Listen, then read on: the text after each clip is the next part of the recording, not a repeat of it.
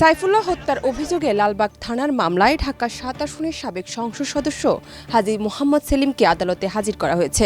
আদালতে তোলার পর ইজলাসে আসামিদের কাঠগড়ায় দাঁড়িয়ে অঝরে কাঁদতে দেখা যায় তাকে। ২ সেপ্টেম্বর বিকেল ৩টা ৩৫ মিনিটে হাজী সেলিমকে আদালতে হাজির করা হয়। আদালতে তোলার পর আইডিয়াল কলেজের প্রথম বর্ষের ছাত্র খালিদ হাসান সাইফুল্লাহ হত্যার মামলায় হাজী মোহাম্মদ সেলিমকে ১০ দিনের রিমান্ডে নিতে আবেদন করে পুলিশ।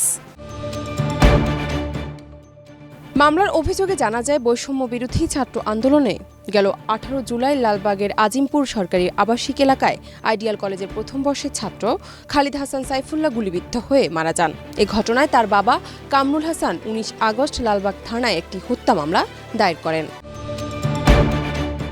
গেল ৫ আগস্ট আওয়ামী লীগ সরকারের পতনের পর দলটির অন্য নেতাদের মতো হাজী সেলিমও আত্মগোপনে চলে যান। হত্যা মামলা ঘটনা ছাড়াও পুরান ঢাকায় হাজী সেলিমের বিরুদ্ধে জমি ও ভবনসহ বিভিন্ন দখলের অভিযোগ রয়েছে।